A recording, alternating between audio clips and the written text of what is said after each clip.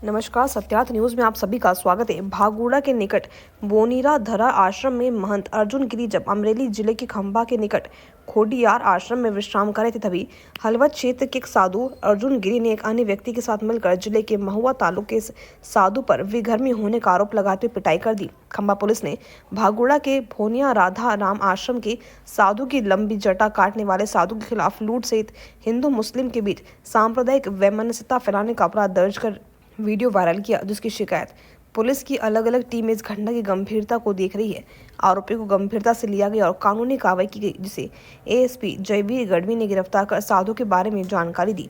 खोडियार आश्रम में मेरी हत्या की घटना में एक साधु ने 10,000 रुपए का मोबाइल फोन लूटा था, जिसमें आरोपी हलवद इलाके का अर्जुन गिरी और दूसरा ब्रिजेश गिरी आरोपी था। सूचना मिलने पर खंबा पुलिस टीम हलवद इलाके पहुंची। मुख्य आरोपी साधु अर्जुन गिरी को गिरफ्तार कर जांच शुरू कर दी गई है। पुलिस एक अन्य भिक्षु की तलाश में छापेमारी कर रही है। ब्यूरो रिपोर्ट संजय वाघेला, अमरेली से।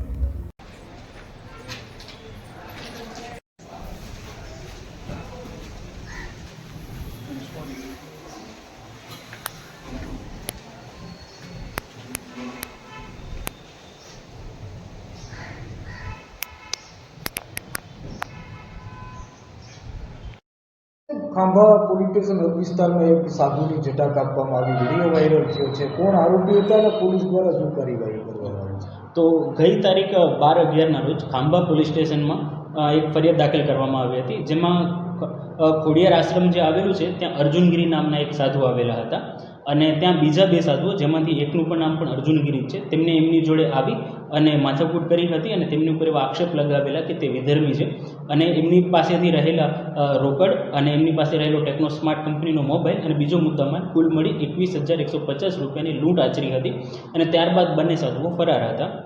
અમારી પોલીસને મળેલી હ્યુમન ઇન્ટેલિજન્સના આધારે આમનામાંથી જે એક મુખ્ય સાધુ છે, જેમણે એમની જોડે વાળ કાપેલા હતા, એ હળવદ પાસેના કોઈ આશ્રમના રહેવાસી છે એવું અમને જાણ થતાં અમારી ટીમોને ત્યાં મોકલવામાં આવી હતી અને અમારી ટીમો એમને હળવદ પાસેના એક ગામમાંથી પકડી પાડેલા છે અને તેમને અહીંયા લઈ આવી અને અરેસ્ટ કરેલા છે. આની સિવાયના જે બીજા સાધુ છે એમનું પણ નામ બ્રિજેશ ગિરી અમારી ઇન્વેસ્ટિગેશનમાં ખુલ્યું છે અને તપાસ જારી છે અને ટૂંક સમયમાં તેમની પણ ધરપકડ કરવામાં આવશે. સાહેબ, આ પ્રકારનું કૃત્ય કરવાનું કોઈ મૂળ કારણ સામે આવ્યું છે? નહીં, હજી અમારી ઇન્વેસ્ટિગેશનમાં પેન્ડિંગ છે, પણ આની પાછળનું કોઈ કારણ હજી સુધી અમને જાણવા મળ્યું નથી. મુદ્દામાલને કબજે કર્યો? જી, એમને જે મુદ્દામાલ લીધેલો એ બધું રિકવર થઈ ગયેલું છે અને કોર્ટની પરમિશનથી એ જે કમ્પ્લેનન્ટ છે એમને પાછું આપી દેવામાં આવશે.